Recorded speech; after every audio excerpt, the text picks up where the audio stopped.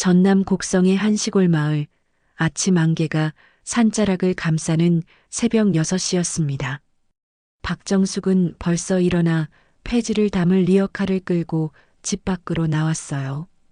65세의 나이에도 여전히 꼿꼿한 허리를 가진 정숙이지만 얼굴에는 지난 2년간의 고생이 고스란히 새겨져 있었습니다.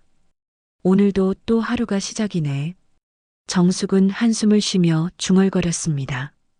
마을 입구로 향하던 정숙의 발걸음이 멈췄어요. 언제나 그 자리에 있는 것이 보였거든요. 마을 어기 오래된 정자 아래 진돗개 한 마리가 웅크리고 앉아 있었습니다.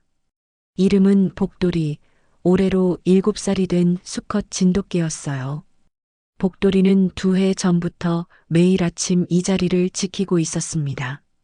비가 와도 눈이 와도 바람이 세차게 불어도 이 자리를 떠나지 않았어요. 정자 밑에는 낡은 점퍼 하나가 깔려 있었는데 그것은 실종된 김용철의 옷이었습니다. 복돌아. 정숙이 조심스럽게 개에게 다가갔습니다. 복돌이는 정숙을 바라보며 꼬리를 살짝 흔들었지만 자리에서 일어나지는 않았어요. 마치 누군가를 기다리고 있다는 듯한 표정이었습니다. 정숙은 가슴이 먹먹해졌습니다. 저게는 아직도 주인이 돌아올 거라고 믿고 있는 거예요. 하지만 정숙은 이미 남편 김용철을 포기한 지 오래였습니다. 2년 전 김용철은 서울 출장을 간다고 하고는 그대로 사라졌어요. 처음에는 사고라도 당한 건 아닌가 싶어 경찰서에도 신고하고 병원도 찾아다녔습니다. 하지만 아무런 소식이 없었어요. 아마 다른 여자라도 만났을 거야. 마을 사람들은 수군거렸습니다. 정숙도 처음에는 믿지 않았어요. 30년을 함께 산 남편이 그럴 리 없다고 생각했죠. 하지만 시간이 지날수록 의심이 들기 시작했습니다.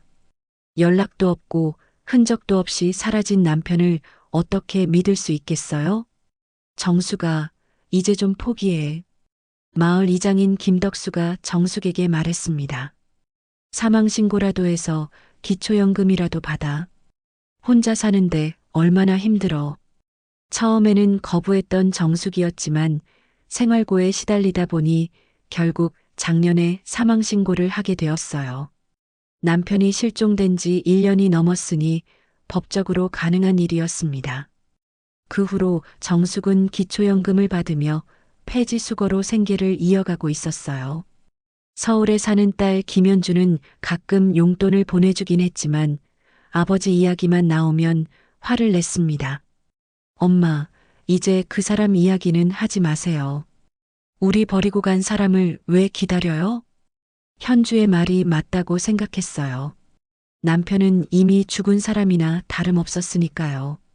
하지만 복돌이만은 달랐습니다. 복돌이는 용철이 키우던 개였어요.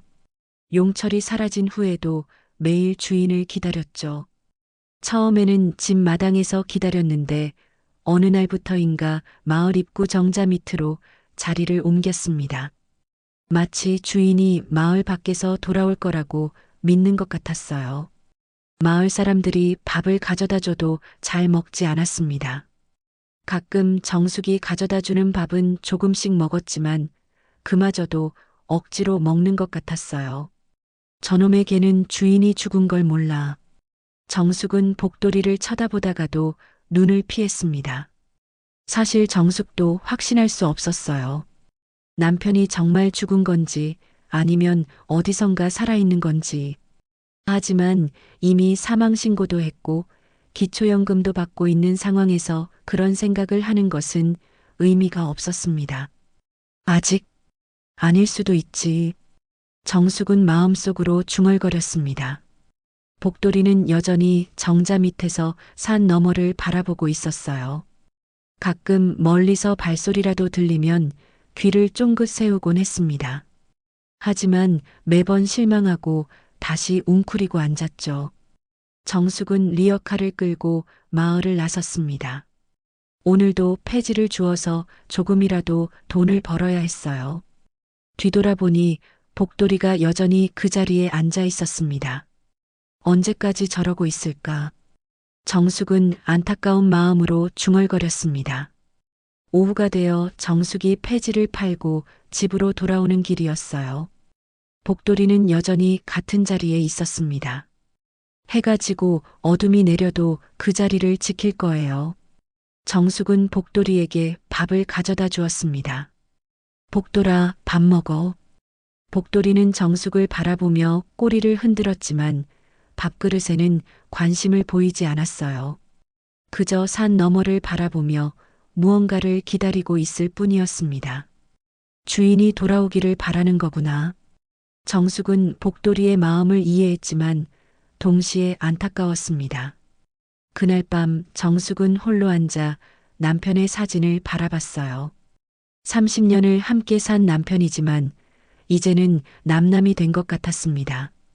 사망신고를 한 순간부터 김용철은 이 세상에 없는 사람이 되었거든요.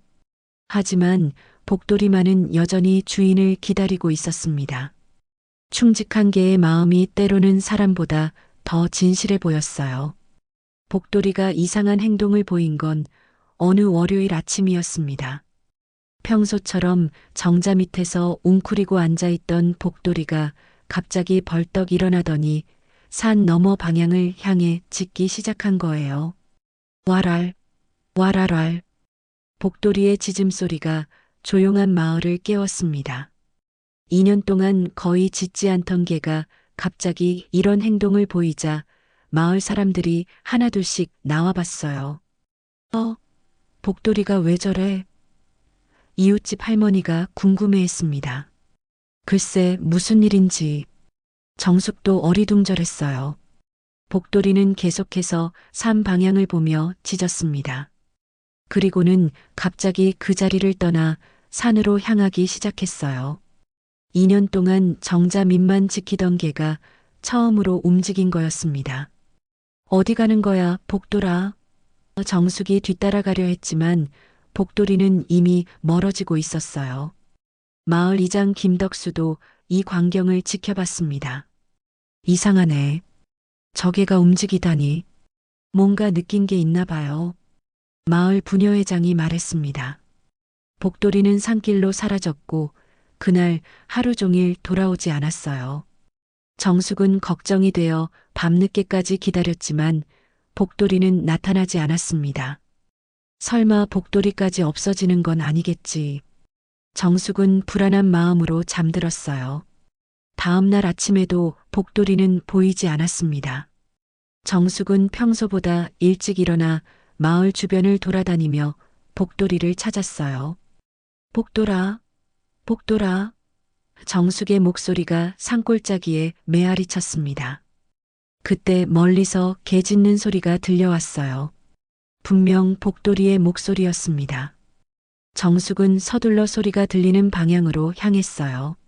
마을 뒷산 절벽 밑 평소 사람들이 잘 가지 않는 곳이었습니다. 그곳에서 복돌이가 무언가를 향해 계속 짖고 있었어요. 복돌아, 거기서 뭐 하는 거야? 정숙이 가까이 가서 보니 충격적인 광경이 펼쳐졌습니다. 절벽 밑 바위 틈에 사람 하나가 쓰러져 있었어요. 옷은 너덜너덜하고 머리카락은 덥수룩했지만 그 얼굴은 이게 설마. 정숙의 다리에 힘이 빠졌습니다. 쓰러진 사람의 얼굴이 남편 김용철과 너무 닮아 있었거든요. 아니, 닮은 게 아니라 김용철 그 자체였습니다. 여보, 여보야. 정숙이 급하게 다가가 용철을 흔들었어요. 용철은 의식이 있었지만 매우 약해 보였습니다. 눈을 뜨더니 정숙을 바라봤지만 표정이 어딘지 어색했어요. 당신, 누구세요? 용철이 어눌하게 말했습니다. 정숙은 깜짝 놀랐어요. 30년을 함께 산 남편이 자신을 못 알아본다니요. 여보, 나야. 정숙이야. 정숙이 울먹이며 말했습니다. 하지만 용철은 고개를 갸우뚱하며 혼란스러워했어요. 정숙이요? 저는 누구죠? 그때 복돌이가 용철에게 다가가 꼬리를 흔들며 몸을 비볐습니다. 마치 오랜만에 주인을 만난 듯한 반응이었어요. 복돌이가 당신을 알아보는데 당신은 왜? 정숙은 이해할 수 없었습니다. 급히 119에 신고해서 용철을 병원으로 이송했어요. 의사의 진단 결과 심각한 영양실조와 탈수 증상이 있었지만 생명에는 지장이 없었습니다. 환자분이 기억상실 증세를 보이고 있어요. 외상성 기억상실일 가능성이 높습니다. 의사가 설명했습니다. 기억상실이요? 정숙은 어리둥절했어요. 머리에 타박상 흔적이 있어 보이는데 아마 사고를 당하신 것 같습니다. 기억이 돌아올 수도 있고 영영 돌아오지 않을 수도 있어요. 정숙은 말문이 막혔습니다. 남편이 살아서 돌아왔지만 자신을 기억하지 못한다니요. 소식을 들은 마을 사람들이 병원으로 몰려왔어요. 모두들 김용철이 살아 돌아온 것에 놀라워했습니다. 이게 무슨 일이야? 죽은 줄 알았는데. 이장 김덕수가 중얼거렸습니다. 근데 신분증은 어디 있어? 마을 부녀회장이 물었습니다. 용철에게는 신분을 증명할 수 있는 것이 아무것도 없었어요. 옷도 남루하고 지갑도 없고 핸드폰도 없었습니다. 정말 김용철이 맞나? 몇몇 사람들이 의심하기 시작했어요. 하지만 복돌이의 반응만큼은 확실했습니다. 병원에 온 복돌이는 용철 침대 옆에서 떠나지 않으려 했어요. 걔는 거짓말을 안 하지. 정숙은 복돌이를 보며 확신했습니다. 그날 밤 정숙은 잠들 수 없었어요. 2해 만에 돌아온 남편이지만 자신을 기억하지 못하는 남편을 어떻게 받아들여야 할지 모르겠더라고요. 정말 여보가 맞는 걸까? 아니면 다른 사람인 걸까? 하지만 복돌이가 보인 반응만큼은 의심할 여지가 없었습니다. 2년 동안 주인을 기다린 충직한 개가 드디어 주인을 찾아낸 거예요.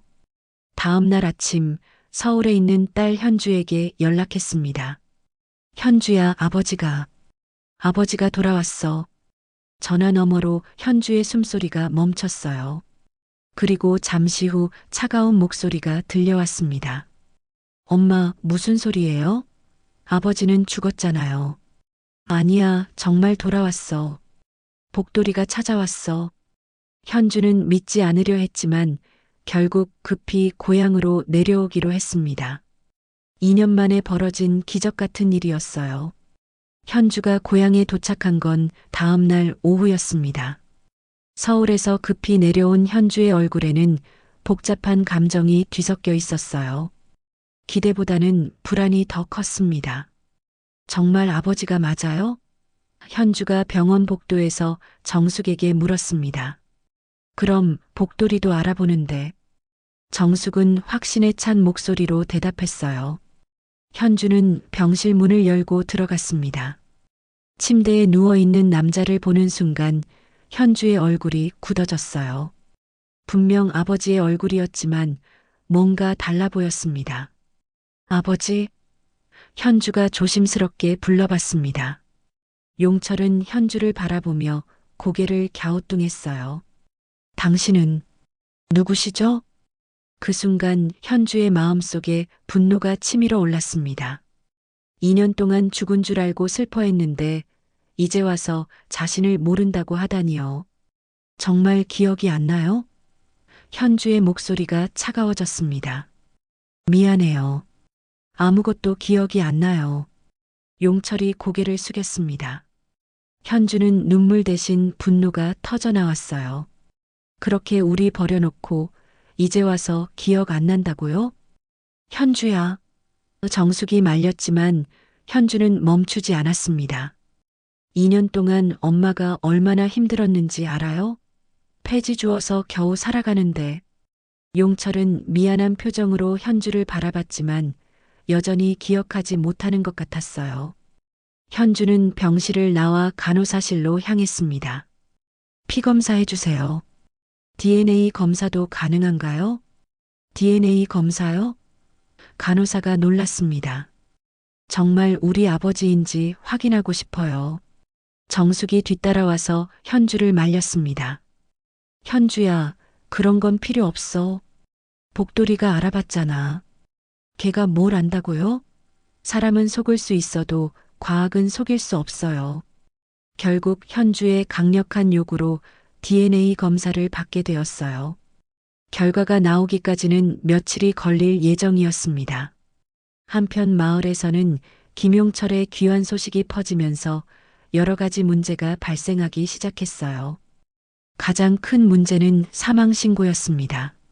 주민센터 직원이 정숙을 찾아왔어요. 사망 신고 번복은 쉽지 않습니다. 법적으로 복잡한 절차를 거쳐야 해요. 그럼 어떻게 해야 하나요? 정숙이 당황했습니다.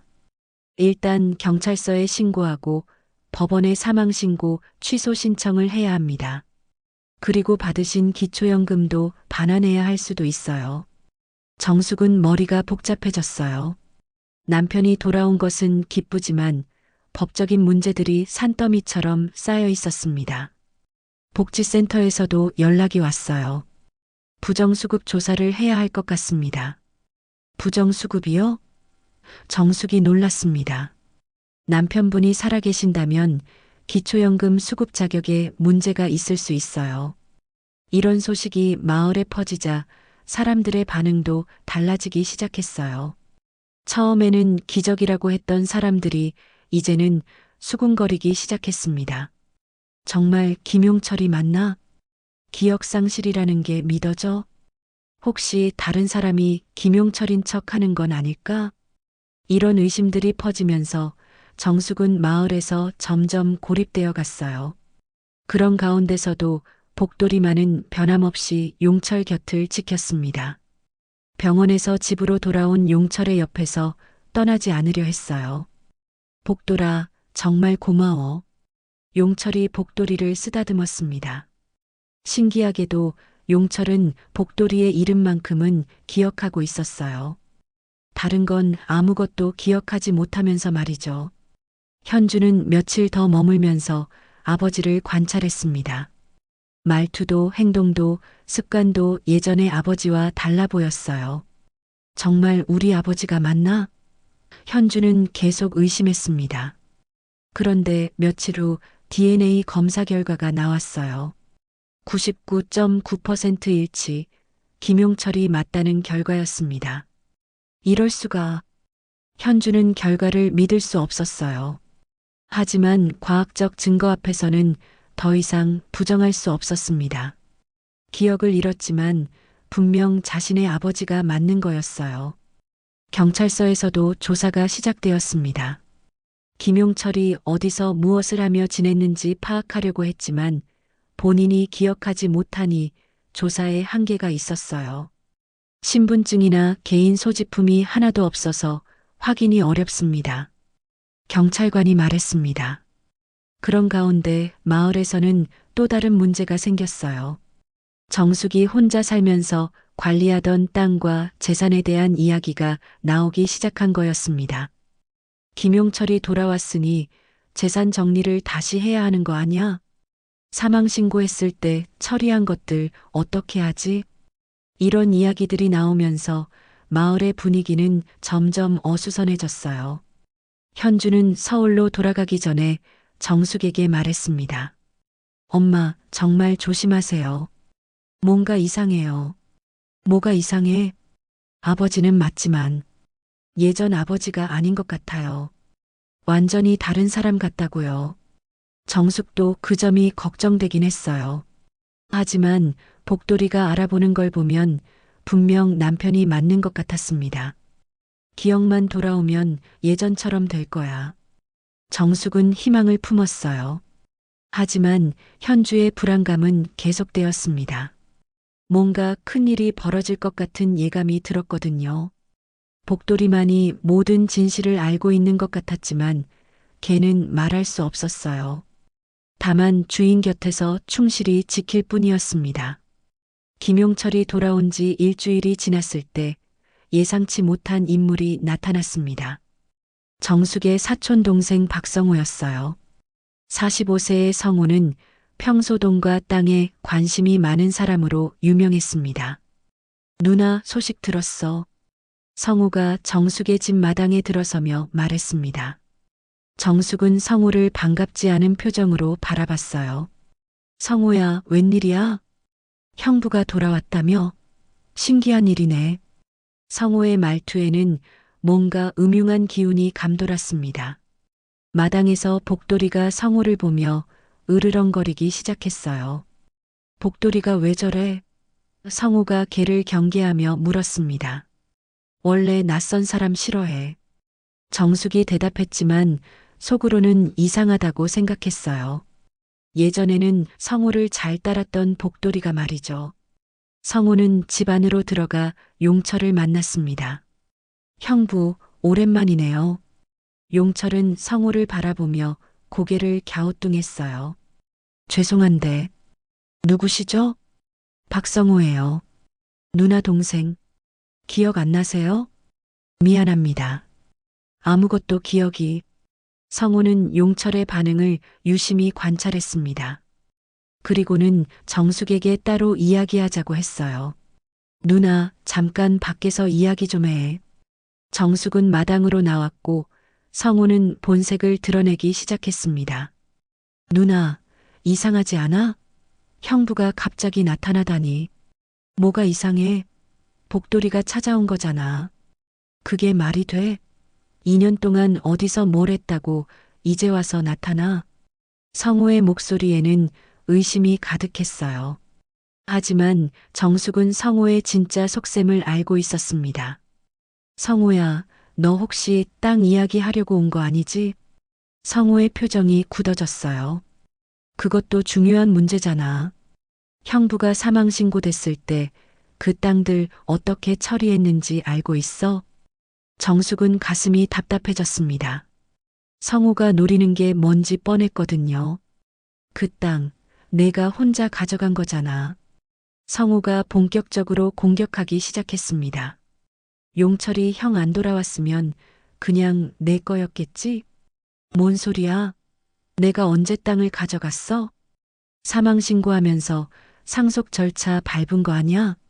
그 땅값이 얼마인지 알아? 성우는 최근 마을 개발 계획으로 땅값이 오른다는 소식을 들었던 거예요.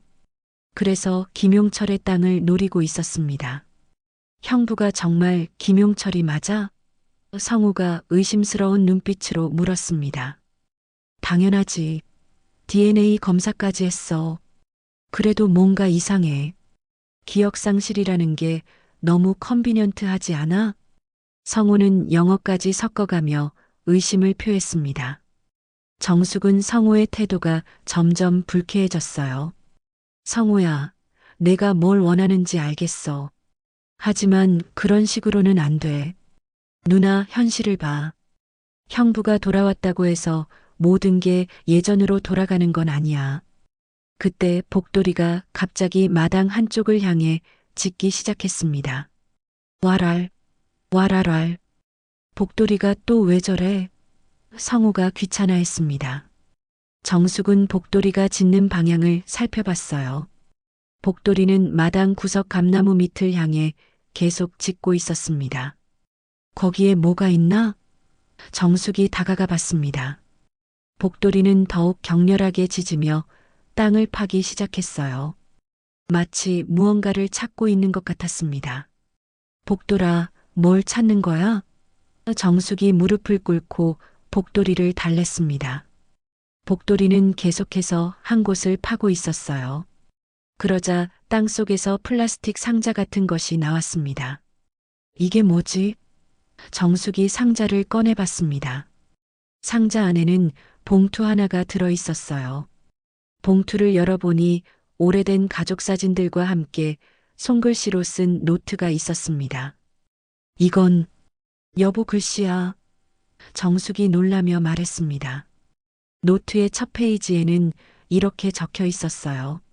만약 내가 사라지면 이 노트를 읽어보세요. 중요한 이야기가 있습니다. 정숙은 떨리는 손으로 노트를 펼쳤습니다. 그 안에는 김용철이 실종되기 전에 쓴 것으로 보이는 내용들이 가득했어요. 성우가 내 땅을 노리고 있다. 조심해야 한다. 혹시 내게 무슨 일이 생기면 복돌이를 믿어라. 복돌이가 진실을 알고 있을 것이다. 성우는 노트 내용을 보고 얼굴이 새하얗게 변했어요. 이건 가짜야. 조작된 거라고. 하지만 정숙은 확신했습니다. 남편의 글씨체를 30년간 봐왔으니까요. 노트의 마지막 페이지에는 더 충격적인 내용이 적혀 있었습니다. 복돌이는 내가 어디에 있는지 알 것이다. 만약 내가 돌아오지 못하면 복돌이를 따라가 보라. 정숙은 복돌이를 바라봤어요. 복돌이는 꼬리를 흔들며 정숙을 바라보고 있었습니다. 복돌아, 내가 정말 주인을 찾아온 거구나. 정숙이 감동했습니다. 성우는 더 이상 할 말이 없었어요. 하지만 포기하지 않고 마지막 수를 썼습니다. 누나, 그래도 형부가 기억을 못하는 이상 법적으로 문제가 많을 거야. 사망신고 취소하는 것도 쉽지 않고, 그건 우리가 알아서 할 일이야. 혹시 나중에 문제되면 내가 도와줄게. 대신에 뭐? 땅 일부만이라도 나한테 넘겨줘. 형부도 기억 못하잖아. 정숙은 성우의 뻔뻔함에 화가 났어요. 성우야, 이제 그만 가. 다시는 그런 소리 하지 마. 성우는 아쉬워하며 돌아갔지만 포기하지 않을 것 같았어요. 그날 밤 정숙은 용철과 함께 노트를 다시 읽어봤습니다. 여보, 이거 정말 당신이 쓴 거 맞죠? 용철은 노트를 보며 고개를 끄덕였어요. 글씨는 제 것 같은데. 내용은 기억이 안 나요. 복돌이는 두 사람 사이에 앉아 있었어요. 마치 모든 비밀을 알고 있다는 듯한 표정이었습니다. 복돌이가 찾아낸 노트를 읽은 후 며칠이 지났습니다. 정숙은 노트를 더 자세히 살펴보다가 놀라운 사실을 발견했어요. 노트 뒷페이지에 연필로 희미하게 적힌 글씨가 있었던 거예요. 나는 내가 누군지도 모르겠지만 걔가 날 알아본다. 이 개를 따라가면 나도 나를 기억하게 될까? 이 글씨는 앞에 글씨와 달라 보였습니다. 더 어눌하고 떨리는 글씨체였어요. 이건 최근에 쓴 것 같은데? 정숙이 용철에게 보여줬습니다. 용철은 그 글씨를 보며 머리를 감싸쥐었어요. 아, 뭔가 기억날 것 같은데. 천천히 해요. 무리하지 말고. 용철은 눈을 감고 기억을 떠올리려 했습니다. 저는 어디선가 이 글을 쓴 것 같아요. 차가운 곳에서.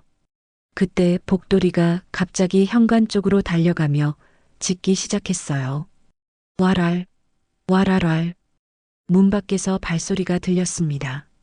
정숙이 문을 열어보니 박성우가 경찰관 한 명과 함께 서 있었어요. 누나, 경찰서에서 나왔어. 형부 일로 조사를 해야 한대. 경찰관이 앞으로 나섰습니다. 안녕하세요. 공문서 위조 및 부정수급 관련해서 조사차 왔습니다. 공문서 위조요? 정숙이 당황했습니다. 박성우 씨가 신고하셨는데 사망신고를 허위로 했다가 나중에 조작된 증거로 번복하려 한다는 내용입니다. 정숙은 성우를 노려봤어요. 성우야, 내가 이런 짓을? 누나, 미안해. 하지만 이상한 건 이상한 거잖아. 갑자기 나타나서 노트까지 찾는다고? 경찰관이 노트를 살펴봤습니다. 이 노트가 언제 작성된 건지 확인이 필요하겠네요. 경찰서에서 필적 감정을 받아보자고요. 성우가 끼어들었습니다. 그때 용철이 갑자기 일어났어요. 잠깐만요. 뭔가 기억이. 모든 사람들이 용철을 바라봤습니다. 저는 서울에서 사고를 당했어요. 차에 치여서. 용철이 머리를 짚으며 말했습니다. 사고요? 경찰관이 관심을 보였습니다. 네. 뺑소니였어요. 그 후로 기억을 잃고 노숙을 했습니다. 정숙은 충격을 받았어요. 여보, 노숙을 했다고? 2년 동안 여기저기 떠돌아다녔어요. 가끔 이게 꿈을 꿨어요. 복돌이가 용철에게 다가가 꼬리를 흔들었습니다. 용철은 계속해서 기억을 떠올렸어요. 며칠 전에 이계가 저를 찾아왔어요.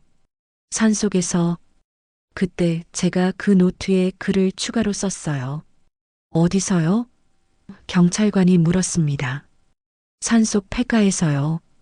추워서 떨리는 손으로 성우의 얼굴이 새하얗게 변했어요. 자신의 계획이 틀어지고 있었거든요. 경찰관이 말했습니다.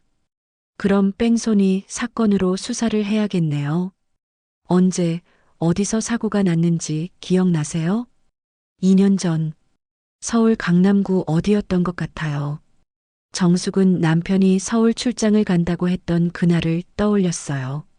여보, 그때 출장이라고 했잖아요. 출장? 맞아요. 회사 일로 갔다가 용철의 기억이 조금씩 돌아오고 있었습니다. 성우는 더 이상 참을 수 없었어요. 이상해. 너무 자기적이야. 갑자기 기억난다고? 그때 복돌이가 성우를 향해 으르렁거리며 짖기 시작했습니다. 그르르. 와랄. 복돌이가 왜 저래? 경찰관이 이상해했습니다. 정숙은 문득 이상한 점을 발견했어요. 성우야, 너 그날 여보가 출장 간다는 거 어떻게 알았지? 그게 그냥 들었지. 누구한테? 성우는 말을 더듬기 시작했어요. 그냥 마을에서. 하지만 정숙은 확신했습니다. 김용철의 출장 계획을 아는 사람은 가족뿐이었거든요. 성우야, 너 혹시 여보 출장 일정을 누군가에게 알려준 거 아니야? 무슨 소리야? 용철이 갑자기 성우를 바라보며 말했습니다. 당신, 어디서 본 것 같은데. 형부, 저 박성우예요. 누나 동생? 아니에요. 다른 곳에서, 서울에서.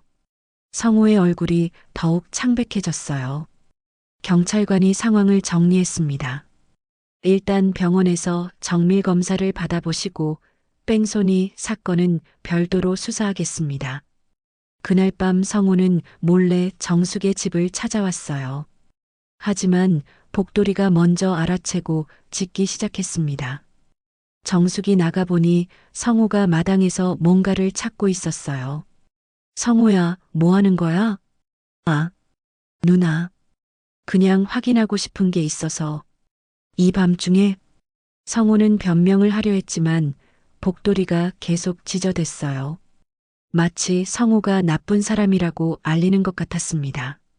복돌이가 왜 이렇게 너를 싫어하지? 정숙이 의심스러워했습니다. 걔가 뭘 안다고. 그때 용철이 나왔어요. 성우를 보는 순간 얼굴이 굳어졌습니다. 당신, 정말 어디서 본 것 같은데. 성우는 더 이상 견딜 수 없었어요. 그만해. 증거도 없으면서. 증거요? 정숙이 눈을 가늘게 뜨며 물었습니다. 성우는 자신이 실수했다는 걸 깨달았지만 이미 늦었어요. 복돌이가 성우에게 달려들려는 순간 용철이 기억 하나를 떠올렸습니다. 아, 생각났어요. 서울에서 사고 나기 전에 누군가와 통화하는 소리를 들었어요. 누구요? 정숙이 물었습니다. 형님, 오늘 서울 온다면서요. 이런 식으로.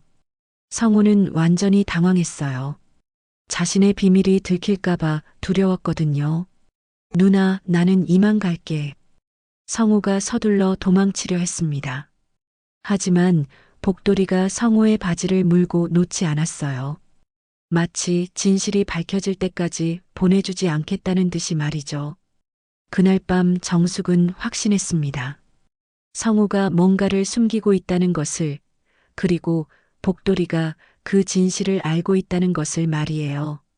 성우가 도망치듯 집을 떠난 그날 밤, 복돌이는 평소와 다른 행동을 보였습니다. 용철의 곁에서 계속 맴돌며 애절하게 울부짖었어요.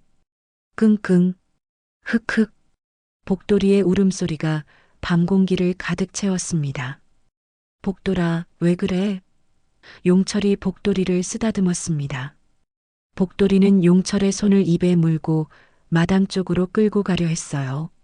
마치 뭔가를 보여주고 싶어 하는 것 같았습니다. 복돌이가 우리를 어디로 데려가려는 것 같아요. 정숙이 말했습니다. 복돌이는 마을 어귀로 향했습니다.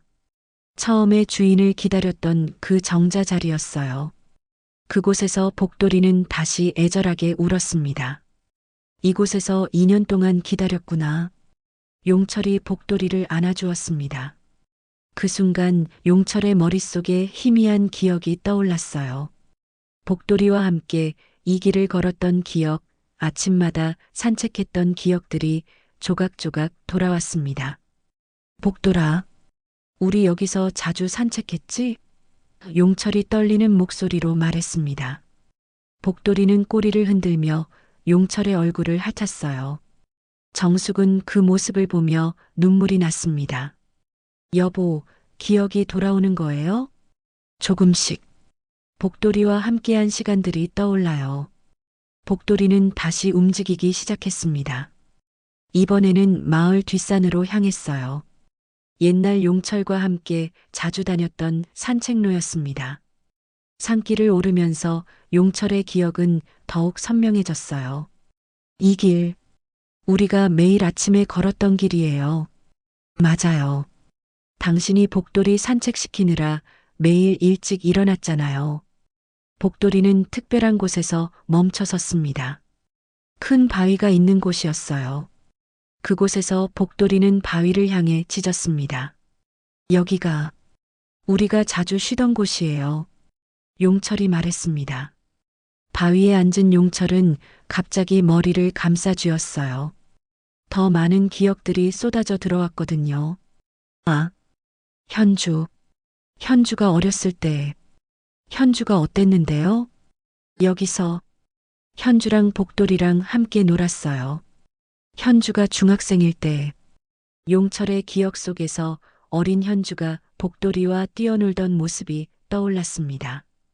행복했던 가족의 추억들이 하나씩 돌아왔어요. 현주 생일날, 인형을 사줬어요. 분홍색 곰 인형. 정숙은 깜짝 놀랐어요. 맞아요. 현주가 15살 생일 때 사준 인형. 현주가 그렇게 좋아했는데 지금도 가지고 있을까요? 용철의 기억이 점점 더 생생해졌습니다. 딸과 함께했던 소중한 순간들, 정숙과의 결혼 생활, 그리고 복돌이를 처음 데려왔던 날까지. 복돌아, 내가 강아지였을 때 정말 말썽쟁이였지. 용철이 웃으며 말했습니다. 복돌이는 기쁘게 꼬리를 흔들었어요. 주인이 자신을 기억해 주니까 얼마나 좋았을까요? 집으로 돌아온 용철은 바로 현주에게 전화를 걸었습니다. 현주야. 네. 누구세요? 아빠다. 전화 너머로 현주의 숨소리가 멈췄어요. 현주야, 분홍 곰 인형 아직 가지고 있니? 아빠가 내 15번째 생일에 사준. 현주는 전화기를 떨어뜨릴 뻔했습니다. 그 인형 이야기는 가족들만 아는 일이었거든요. 아, 아빠? 현주의 목소리가 떨렸습니다. 그래, 아빠야. 미안하다. 아빠가 너무 늦었지? 현주는 눈물을 쏟기 시작했어요. 아빠, 정말 아빠예요? 그럼 우리 딸. 아빠가 왜 그렇게 늦었는지 설명해 줄게. 용철은 현주에게 그동안의 일을 차근차근 설명했습니다. 서울 출장 중 뺑소니 사고를 당한 것, 기억을 잃고 노숙을 한 것, 그리고 복돌이가 자신을 찾아온 것까지. 복돌이가 아빠를 찾아온 거예요? 현주가 놀라며 물었습니다. 그래. 복돌이가 아니었으면 아빠는 영영 집에 못 돌아왔을 거야. 현주는 울면서 말했습니다. 아빠 미안해요. 저는 아빠가 우리를 버리고 간 줄 알았어요. 아니야, 현주야. 아빠가 미안해. 그런 오해를 하게 만들어서. 아빠 목소리 정말 오랜만이에요. 그날 밤 용철은 정숙과 함께 앉아 더 많은 기억들을 떠올렸어요. 결혼 생활의 소중한 순간들, 현주를 키우던 시절, 그리고 복돌이와 함께한 평범하지만 행복했던 일자들. 여보, 성우가 왜 그런 짓을 했을까요? 정숙이 물었습니다. 성우. 용철이 머리를 짚으며 생각했습니다. 아, 생각났어요. 뭐가요? 서울에서 사고 나기 전에 성우가 전화를 했어요. 정숙은 깜짝 놀랐어요. 성우가요? 네. 형님 서울 언제 오시냐고 물어봤어요. 이상하다고 생각했는데. 그럼 성우가 당신 일정을 알고 있었다는 거네요? 용철은 고개를 끄덕였습니다. 그날 밤 술자리에서 누군가와 통화하는 걸 들었어요. 형님 내일 강남 간다고. 정숙은 소름이 돋았어요. 성우가 용철의 사고와 관련이 있을 가능성이 높아졌거든요. 여보, 우리 이걸 경찰에 신고해야 할까요? 일단 더 확실한 증거를 찾아봐야겠어요. 복돌이는 두 사람 사이에 앉아 있었어요. 마치 이제 모든 게 해결될 거라고 말하는 것 같았습니다. 복돌아, 정말 고마워. 용철이 복돌이를 안아주었습니다. 내가 아니었으면. 복돌이는 만족스럽게 꼬리를 흔들었어요. 2년 동안의 기다림이 헛되지 않았다는 듯이 말이에요. 그날 밤 용철은 오랜만에 편안한 잠에 들었습니다. 기억을 되찾고 가족과 화해하고 진실에 한 걸음 더 다가간 하루였어요. 용철이 기억을 되찾은 다음 날 마을에는 긴장감이 감돌았습니다. 성우가 밤새 마을 이곳저곳을 돌아다녔다는 소문이 퍼졌거든요. 성우가 뭔가 찾고 있다던데 마을 부녀회장이 정숙에게 말했습니다. 뭘 찾는다고요? 글쎄, 형부 집 주변을 계속 맴돌았다고 하네. 정숙은 불안한 마음이 들었어요. 성우가 무슨 짓을 꾸미고 있는 건 아닌지 걱정됐거든요. 오후에 성우가 변호사와 함께 나타났습니다. 마을 사람들이 모인 가운데 공개적으로 맞서겠다는 의도였어요. 마을 분들, 잠깐 들어보세요. 성우가 큰 소리로 외쳤습니다. 사람들이 하나둘씩 모여들었어요. 형부라고 하는 저 사람이 정말 김용철이 맞는지 의심스럽습니다. 변호사가 앞으로 나섰습니다. 법적으로 사망 신고된 사람이 갑자기 나타나는 것은 매우 이례적인 일입니다. 그럼 어쩌라고? 이장 김덕수가 반박했습니다. 정확한 신원 확인이 필요하고 재산 문제도 재검토해야 합니다. 성우는 계속해서 의심을 제기했어요. 기억상실이라는 것도 너무 이상하지 않나요? 그때 용철이 나타났습니다. 복돌이가 옆에 따라왔어요. 성우 씨, 우리 이야기 좀 해봅시다. 용철이 차분하게 말했습니다. 무슨 이야기요? 2년 전 서울에서 있었던 일 말입니다. 성우의 얼굴이 굳어졌어요. 무슨 소리인지 모르겠는데요. 용철은 주머니에서 휴대폰을 꺼냈습니다. 경찰에서 통화 기록을 조사해 줬어요. 통화 기록이요? 제가 사고 나기 전날 성우 씨가 저에게 전화했더군요. 그리고 그날 밤 다른 누군가에게도 전화를 했고요. 성우는 당황하기 시작했어요. 그건 그냥 안부 전화였어요. 안부 전화에 왜 제 일정을 그렇게 자세히 물어봤을까요? 마을 사람들이 웅성거리기 시작했어요. 뭔가 심각한 일이 벌어지고 있다는 걸 느꼈거든요. 그때 복돌이가 갑자기 성우를 향해 격렬하게 짖기 시작했습니다. 와랄왈, 크르르, 걔가 또 왜 저래? 성우가 뒤로 물러섰습니다. 복돌이는 성우에게 달려들려는 기세였어요. 정숙이 급히 복돌이를 잡았습니다. 복돌아, 진정해. 하지만 복돌이는 계속해서 성우를 향해 짖었어요. 마치 성우가 나쁜 사람이라고 모든 사람에게 알리려는 것 같았습니다. 용철이 말했습니다. 복돌이는 거짓말하지 않아요. 걔는 사람보다 정직하죠. 걔 얘기는 그만하고 증거를 대보세요. 성우가 소리쳤습니다. 그때 경찰차 한 대가 마을로 들어왔어요. 경찰관이 내려서 성우에게 다가갔습니다. 박성우 씨죠? 동행해 주시기 바랍니다. 왜요? 제가 뭘 잘못했다고요? 서울 강남서에서 2년 전 뺑소니 사건 관련해서 조사하겠다고 연락이 왔습니다. 성우의 얼굴이 새하얗게 변했어요. 저는 서울에 간 적도 없어요. 경찰관이 서류를 꺼냈습니다. 통행료 기록과 휴대폰 위치 추적 결과가 나왔습니다. 사고 당일 서울에 계셨더군요. 그건 우연이에요. 하지만 이미 늦었어요. 경찰의 조사가 시작되면서 성우의 거짓말이 하나씩 드러나고 있었습니다. 복돌이는 여전히 성우를 향해 짓고 있었어요. 마치 마침내 진실이 밝혀진다고 기뻐하는 것 같았습니다. 용철이 마을 사람들에게 말했습니다. 성우가 제 출장 일정을 미리 알아내서 다른 사람에게 알려준 것 같습니다. 다른 사람이요? 이장이 물었습니다. 아마 토지 브로커나 개발업자일 겁니다. 제가 사라지면 이 땅을 싸게 살 수 있으니까요. 성우는 더 이상 변명할 수 없었어요. 저는 그냥 돈이 필요했어요. 돈이 필요해서 사람을 죽이려 했다고요? 정숙이 분노했습니다. 죽이려던 건 아니었어요. 그냥 겁만 주려고. 성우의 자백이 이어졌어요.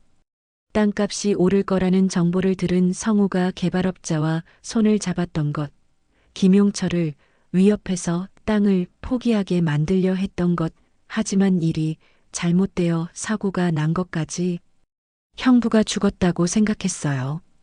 그래서 누나를 도와주는 척하면서 땅을 차지하려고. 마을 사람들은 성우의 배신에 분노했어요. 가족을 해치고 땅을 차지하려 했다니 믿을 수 없는 일이었습니다. 경찰관이 성우에게 수갑을 채웠습니다. 뺑소니, 교사 및 사기 혐의로 체포합니다. 성우가 끌려가는 모습을 보며 복돌이는 마침내 짖음을 멈췄어요. 2년 동안 지켜온 진실이 드디어 세상에 드러난 거였습니다. 마을 사람들이 용철과 정숙을 둘러쌌어요. 용철이 정말 고생 많았다. 복돌이가 진짜 영웅이네. 걔가 사람보다 낫다니까. 이장 김덕수가 말했습니다. 이제 사망신고 취소하고 모든 걸 원래대로 돌려놔야겠어. 용철은 고개를 끄덕였어요. 법적인 문제들은 차근차근 해결하겠습니다. 그날 저녁 마을 회관에서 작은 잔치가 열렸어요. 김용철의 무사 귀환과 복돌이의 충성심을 기리는 자리였습니다. 복돌이는 사람들 사이에서 꼬리를 흔들며 돌아다녔어요. 2년 동안의 외로움이 씻은 듯 사라진 것 같았습니다. 용철이 복돌이를 안아 올렸습니다. 복돌아, 정말 고마워. 내가 아니었으면. 복돌이는 용철의 얼굴을 핥으며 기뻐했어요. 드디어 주인과 함께할 수 있게 된 거였습니다. 마을의 평화가 되돌아왔고 진실이 승리한 하루였어요. 성우가 체포된 지 한 달이 지났습니다. 김용철의 사망신고 취소 절차도 마무리되었고 마을에는 다시 평온이 찾아왔어요. 가장 큰 변화는 김용철의 기억이 완전히 돌아왔다는 것이었습니다. 아빠, 정말 다 기억나요?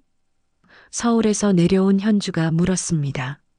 그럼 우리 딸, 내가 어렸을 때 복돌이 꼬리 잡고 놀던 것까지 다 기억나? 현주는 눈물을 글썽이며 아버지를 안았어요. 아빠, 정말 죄송해요. 저는 아빠가 우리를 버렸다고 생각했어요. 아니야, 현주야. 아빠가 미안해. 그런 오해를 하게 만들어서. 정숙은 그 모습을 보며 행복한 미소를 지었습니다. 2년 만에 다시 완전해진 가족이었어요. 복돌이는 마당에서 편안하게 누워 햇볕을 쬐고 있었습니다. 더 이상 마을 입구에서 기다릴 필요가 없었거든요. 주인이 돌아왔으니까요. 복돌아, 이제 편해졌지? 용철이 복돌이를 쓰다듬었습니다. 복돌이는 꼬리를 살랑살랑 흔들며 용철을 바라봤어요. 그 눈빛에는 만족감과 평온함이 가득했습니다. 며칠 후 용철은 중요한 결정을 발표했습니다. 마을 회관에서 주민들을 모아놓고 말한 거예요. 이번 일을 겪으면서 많은 것을 깨달았습니다. 돈과 땅보다 소중한 것이 무엇인지 알게 되었어요. 사람들이 용철의 말에 귀를 기울였습니다. 제가 가진 땅 일부를 마을 복지시설에 기부하려고 합니다. 정말이야? 이장 김덕수가 놀라며 물었습니다. 네. 성우 때문에 고생한 분들도 많고 마을에 도움이 되고 싶어요. 마을 사람들은 박수를 쳤어요. 김용철의 마음씨에 감동했거든요. 그리고 복돌이를 위한 작은 기념비도 세우려고 합니다. 기념비요? 복돌이가 저를 구해준 것뿐만 아니라 진실을 밝혀내는데도 큰 역할을 했잖아요. 복돌이는 자신 이야기가 나오자 귀를 쫑긋 세웠어요. 현주도 아버지의 결정에 동의했습니다. 아빠, 좋은 생각이에요. 복돌이는 정말 우리 가족의 영웅이에요. 그로부터 일주일 후 마을 입구에 작은 비석이 세워졌습니다. 복돌이가 2년 동안 주인을 기다렸던 바로 그 정자 옆이었어요. 비석에는 이렇게 새겨져 있었습니다. 충견 복돌이를 기리며 -2 가족을 지켜낸 진짜 주인공. 제막식 날 마을 사람들이 모두 모였어요. 복돌이는 비석 앞에 앉아 꼬리를 흔들고 있었습니다. 복돌아, 내 덕분에 우리 가족이 다시 모였어. 용철이 말했습니다. 정말 고마워, 복돌아. 정숙도 복돌이를 쓰다듬었어요. 현주는 복돌이에게 새 목걸이를 해주었습니다. 복돌아, 이제 우리 가족이라는 표시야. 복돌이는 새 목걸이를 차고 기뻐했어요. 그날 밤 가족들은 함께 저녁을 먹었습니다. 오랜만에 모인 완전한 가족이었어요. 아빠, 서울로 올라오시는 건 어때요? 현주가 제안했습니다. 아니야, 현주야. 아빠는 여기가 좋아. 복돌이도 있고, 마을 사람들도 있고. 그럼 제가 자주 내려올게요. 그래, 그게 좋겠다. 시간이 흘러 겨울이 되었습니다. 복돌이는 나이가 들어 예전만큼 활발하지는 않았지만 여전히 용철 곁을 지켰어요. 어느 추운 겨울 아침, 복돌이는 평소보다 늦게 일어났습니다. 용철이 걱정이 되어 복돌이를 살펴보니 숨이 약해져 있었어요. 복돌아, 괜찮아? 용철이 복돌이를 안아 올렸습니다. 수의사를 불렀지만 별다른 병은 없었어요. 다만 나이가 들어 몸이 약해진 거였습니다. 복돌이가 2년 동안 너무 고생했어요. 스트레스도 많이 받았고요. 용철과 정숙은 복돌이를 더욱 정성스럽게 돌봤습니다. 따뜻한 방에서 지낼 수 있게 하고 좋은 음식도 해줬어요. 복돌이는 그런 가족의 사랑을 받으며 편안한 나날을 보냈습니다. 더 이상 누군가를 기다릴 필요도 지킬 필요도 없었거든요. 봄이 되어 복돌이를 위한 기념비 주변에 꽃이 피기 시작했을 때 복돌이는 조용히 잠에 들었습니다. 용철의 품에서 편안하게 숨을 거둔 거예요. 복돌아, 고마웠어. 용철이 눈물을 흘리며 말했습니다. 마을 사람들이 모두 모여 복돌이의 마지막을 배웅했어요. 복돌이는 마을 뒷산의 경치 좋은 곳에 묻혔습니다. 현주도 서울에서 급히 내려와 복돌이를 배웅했어요. 복돌아, 우리 가족 지켜줘서 고마웠어. 복돌이의 무덤 옆에는 작은 표지석이 세워졌습니다. 영원한 가족, 복돌이라고 새겨져 있었어요. 그 후로도 용철과 정숙은 행복하게 살았습니다. 현주는 한 달에 한 번씩 내려와 가족과 시간을 보냈어요. 마을 입구의 복돌이 기념비에는 늘 누군가가 꽃을 놓고 갔습니다. 복돌이의 충성심과 사랑을 기억하는 사람들이었어요. 복돌이가 아니었으면 우리 가족은 영영 헤어졌을 거야. 용철이 기념비 앞에서 말했습니다. 그러게요. 정말 고마운 아이였어요. 정숙이 대답했습니다. 복돌이는 비록 세상을 떠났지만 가족을 다시 하나로 만든 그 사랑은 영원히 기억될 거예요. 진정한 충성과 사랑이 무엇인지 보여준 복돌이, 그 이야기는 마을 사람들 사이에서 오래오래 전해질 것입니다.